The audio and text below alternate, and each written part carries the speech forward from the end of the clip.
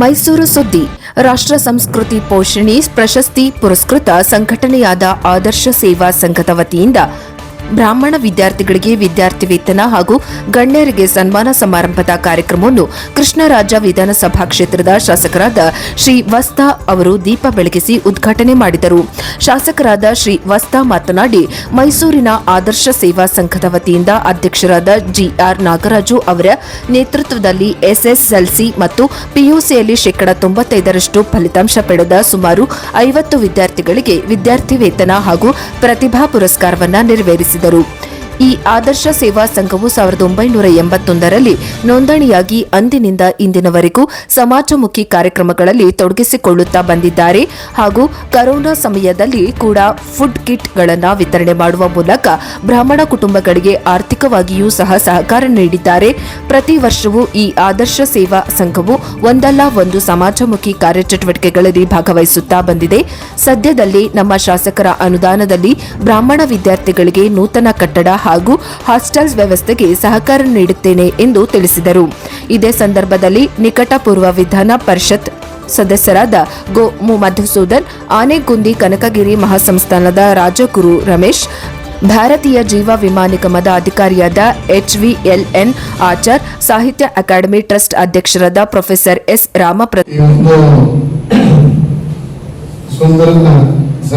ಸಮಾರಂಭದಲ್ಲಿ ತುಂಬಾ ಮಾತಾಡಕ್ ಹೋಗಲ್ಲ ಬಂದಿಲ್ಲ.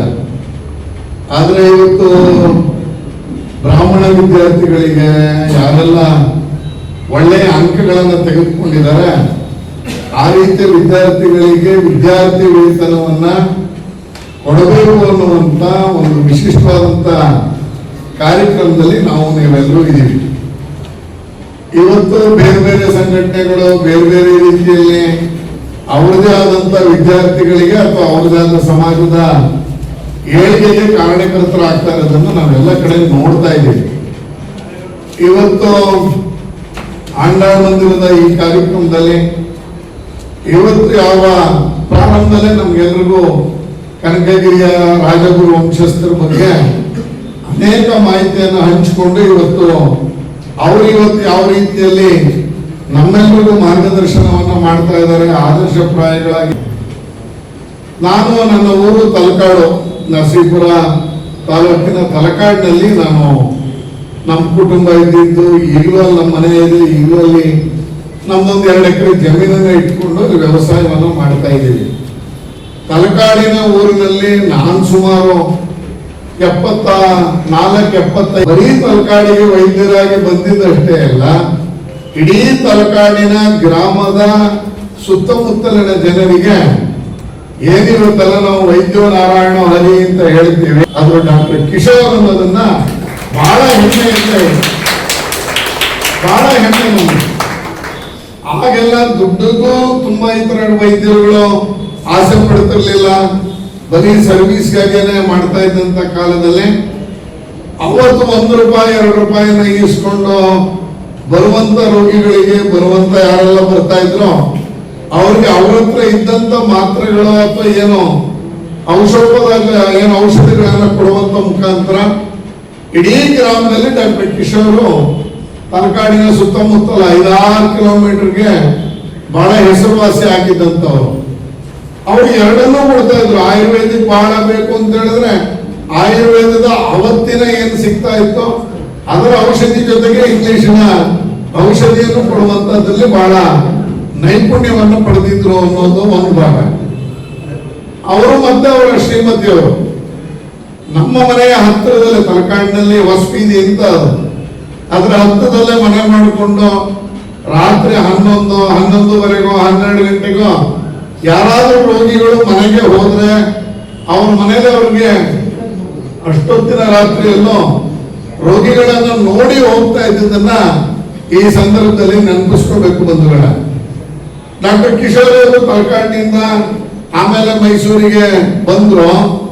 ಮೈಸೂರಿನಲ್ಲಿ ನಾಗರಾಜ್ ಸರ್ ಹೇಳಿದಂಗೆ ಈಗಿನ ಭ್ರಮರಾಂಬ ಛತ್ರದ ಎದುರುಗಡೆ ಒಂದು ಮನೆಯನ್ನ, ಆಗಂತೂ ಅದು ರಿಮೋಟ್ ಏರಿಯಾ ಆ ಭಾಗ. ಈಗೇನು ನಾವು ವಿವೇಕಾನಂದ ನಗರದಿಂದ ಮುಂದೆ ಹೋಗ್ತೀವಿ, ಆ ಭಾಗದಲ್ಲಿ ಮನೆ ಕಟ್ಕೊಂಡು ನನಗೆ ನೆನಪಿರುವಂತೆ ಆಗ ಕಂಬನೇ ಅಲ್ಲಿ ತನಕ ಹೋಗಿರ್ಲಿಲ್ಲ. ಸುಮಾರು 1-1.5 ವರ್ಷಗಳ ಕಾಲ ದೀಪದ ವ್ಯವಸ್ಥೆ ಇಲ್ಲದೆ ಆ ಮನೆಯಲ್ಲಿ ಅವರು ವಾಸ ಮಾಡಿದ್ರು ಅನ್ನೋದು ನಾವು ನೋಡಿರುವಂತ ಸಂಗತಿ. ಆಗ ಇನ್ನು ಪೋಲ್ಗಳೆಲ್ಲ ಬಂದಿರಲಿಲ್ಲ, ಅಲ್ಲಿಂದ ಅಲ್ಲಿಗೆ ಪೋಲ್ ಎಳೆಯುವಷ್ಟು ಸರ್ಕಾರದ ಹತ್ರ ವ್ಯವಸ್ಥೆ ಇರಲಿಲ್ಲ. ಸುಮಾರು ಹೊಸ ಮನೆ ಕಟ್ಕೊಂಡು ಆ ಹೊಸ ಮನೆಯನ್ನು ಬಾಡಿಗೆ ಕೊಡಬಾರದು ಅನ್ನುವಂತ ಕಾರಣಕ್ಕೆ ದೀಪ ಇಲ್ಲದೆ ಇದ್ದಂತ ಆ ಮನೆಯಲ್ಲಿ ಅವರು ವಾಸವನ್ನ ಮಾಡಿ ಸುತ್ತಮುತ್ತಲಿನ ಜನರ ಜೊತೆ ಒಡನಾಟ ಇಟ್ಕೊಂಡು ಮಾಡ್ತಾ ಇದ್ದಿದ್ದನ್ನ ಈ ಸಂದರ್ಭದಲ್ಲಿ ಜ್ಞಾಪಿಸ್ಕೊತೀನಿ ಬಂಧುಗಳೇ. ಯಾಕೆ ಇವತ್ತು ಅವ್ರ ದೊಡ್ಡತನ, ದೊಡ್ಡ ಮನಸ್ಸು ಅಂತ ಹೇಳಿದ್ರೆ, ಇವತ್ತು ಅವರ ತಮ್ಮನವರು ಯಾರು ಬೆಂಗಳೂರಿನಲ್ಲಿ ಬಾಬು ಅಂತ ಅವರ ಇನ್ನೊಬ್ರು ಸಹೋದರರು ಇದ್ದಾರೆ. ಅವರಿಗೆ ಇವತ್ತು 70ನೇ ವರ್ಷ ತುಂಬಿದ ಈ ಸಂದರ್ಭದಲ್ಲಿ ಅದನ್ನ ನೆಪವಾಗಿಟ್ಕೊಂಡು ಇವತ್ತು ವಿದ್ಯಾರ್ಥಿಗಳಿಗೆ ವಿದ್ಯಾರ್ಥಿ ವೇತನವನ್ನ ಕೊಡಬೇಕು ಅಂತ ನಿಶ್ಚಯ ಮಾಡಿ ಇವತ್ತು ಮಾಡ್ತಾ ಇರುವಂತ ಇದೊಂದು ಒಳ್ಳೆಯ ಕಾರ್ಯಕ್ರಮದಲ್ಲಿ ನಾವು ನೀವು ಎಲ್ಲರೂ ಇದ್ದೀವಿ. ಇವತ್ತು ವಿದ್ಯಾರ್ಥಿಗಳಿಗೆ ಸ್ಕಾಲರ್ಶಿಪ್ ಕೊಡುವಂತದ್ದು, ಅದರ ಮುಖಾಂತರ ವಿದ್ಯಾರ್ಥಿಗಳಿಗೆ ಬೆಂತಟ್ಟುವಂತ ಕೆಲಸವನ್ನ ಮಾಡ್ತಾ ಇದ್ದಾರೆ. ನೋಡಿ ಬಂಧುಗಳೇ, ನಾನು ಸರ್ಕಾರಿ ಕಾಲೇಜು ಮತ್ತೆ ಸರ್ಕಾರಿ ಶಾಲೆಯ ಬಗ್ಗೆ 1 ನಿಮಿಷ ಹೇಳಿ ಮಾತಿಗೆ ವಿರಾಮ ಹೇಳ್ತೀನಿ. ಕೃಷ್ಣಾಜಿ ಕ್ಷೇತ್ರದಲ್ಲಿ ನಾನು ಶಾಸಕನಾದಂತ ವರ್ಷ ಸುಮಾರು 2023ರಲ್ಲಿ ಸರ್ಕಾರಿ ಹೈಸ್ಕೂಲ್ನಲ್ಲಿ SSLC ಕಟ್ಟಿದವರಂತ ಸಂಖ್ಯೆ ಸುಮಾರು 4,000 ಇತ್ತು.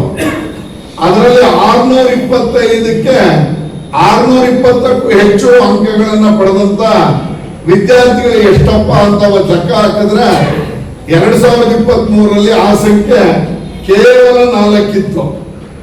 ಸರ್ಕಾರಿ ಶಾಲೆಯಲ್ಲಿ ಓದಂತ ಮಕ್ಕಳು 2024ಕ್ಕೆ ಅದು 47ಕ್ಕೆ ಜಂಪ್ ಆಯಿತು. 2025ರಲ್ಲಿ 100 ಆಗಿದ್ರು. ಆದ್ರೆ ಈ ವರ್ಷ ಆ ಶಿಕ್ಷಕರು ವಿಶೇಷ ತರಗತಿಗಳನ್ನ ತೆಗೆದುಕೊಂಡು ಹಳ್ಳಿಯ ಮಕ್ಕಳಿಗೆ ಯಾರು ಫೇಲ್ ಆಗ್ತಾರೆ ಆ ತರದವ್ರನ್ನ ಗುರುತು ಮಾಡಿ ಅವ್ರಿಗೊಂದು ಸಪರೇಟ್ ಕ್ಲಾಸ್ಗಳನ್ನ ತೆಗೆದುಕೊಂಡು ಇವತ್ತು ಮಾಡಿದ್ದರ ಪರಿಣಾಮ ಸರ್ಕಾರಿ ಶಾಲೆಯಲ್ಲಿ SLC ಅನ್ನ ಓದಿ 625ಕ್ಕೆ 620ಕ್ಕೂ ಹೆಚ್ಚು ನಂಬರ್ ತೆಗೆದುಕೊಂಡ ಸಂಖ್ಯೆ ಈ ವರ್ಷ 201ಕ್ಕೆ ಏರಿದೆ ಅನ್ನೋದು ಬಹಳ ಸಂತೋಷ ವಿಷಯ.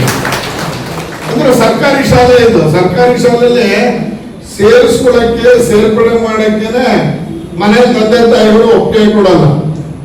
ನಮ್ದು 100 ಫೀಟ್ ರೋಡಲ್ಲಿ ಲಕ್ಷ್ಮೀ ಥಿಯೇಟರ್ ಎದುರುಗಡೆ ಒಂದು ಸರ್ಕಾರಿ ಬಾಲಕಿಯರ ಪದವಿ ಪೂರ್ವ ಕಾಲೇಜ್ ಇದೆ.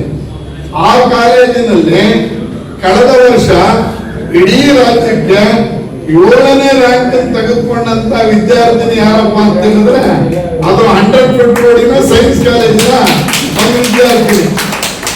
ಈ ವರ್ಷ ನಾವು ಒಳ್ಳೆಯ ಫಲಿತಾಂಶ ಬಂದಿದೆ ಅನ್ನುವ ಕಾರಣಕ್ಕೆ, ಜನಕ್ಕೆ ಗೊತ್ತಾಗ್ಲಿ ಅನ್ನುವಂತ ಕಾರಣಕ್ಕೆ ಹೊರಗಡೆ ಒಂದು ದೊಡ್ಡ ಫ್ಲೆಕ್ಸ್ ಹಾಕಿ ಈ ಬಾರಿ ಈ ಕಾಲೇಜಲ್ಲಿ ವಿದ್ಯಾರ್ಥಿನಿಯರ ಈ ಕಾಲೇಜಿನಲ್ಲಿ 94% ಫಲಿತಾಂಶ ಬಂದಿದೆ ಅಂತೇಳಿ ಒಂದು ದೊಡ್ಡ ಫ್ಲೆಕ್ಸ್ ಹಾಕಿ ಆ ವಿದ್ಯಾರ್ಥಿನಿಯರ ಫೋಟೋ ಎಲ್ಲ ಹಾಕಿ ನಾವು ಪ್ರದರ್ಶನವನ್ನ ಮಾಡಿದ್ವಿ. ಅದನ್ನ ಹೋಗ್ತಾ ದಾರಿಲಿ ಒಬ್ರು ನೋಡ್ಕೊಂಡು ಹೋಗಿ ಶಿವಾನಂದ್ ಅನ್ನುವಂತ ಒಬ್ಬ ವ್ಯಕ್ತಿ ಕಾಲೇಜಿನ ಒಳಗಡೆ ಬಂದು ಪ್ರಿನ್ಸಿಪಾಲ್ ಮಾತಾಡಿಸಿ, ನಾನು ಹೊರಗಡೆ ಫ್ಲೆಕ್ಸ್ ನೋಡಿದೆ, ನಾನು ಸರ್ಕಾರಿ ಈ ಒಂದು ವಿದ್ಯಾರ್ಥಿನಿಯರಿಗೆ ಏನಾದ್ರೂ ಕೊಡಬೇಕು ಅಂತ ಅನ್ನಿಸ್ತಾ ಇದೆ, ಏನ್ ಮಾಡೋದು ಅಂತ ಪ್ರಿನ್ಸಿಪಾಲ್ ಕೇಳಿದ್ದಾರೆ. ಸಾಮಾನ್ಯವಾಗಿ ಯಾರು ಹತ್ರ ಬಂದು ಹೋದ್ರೆ ಪ್ರಿನ್ಸಿಪಾಲ್ ಆಯ್ತು 100-200-500 ಪುಸ್ತಕ ಕೊಡಿ ಅನ್ನುವಂಥದ್ದನ್ನು ಬೇಡಿಕೆ ಇಡ್ತಾರೆ.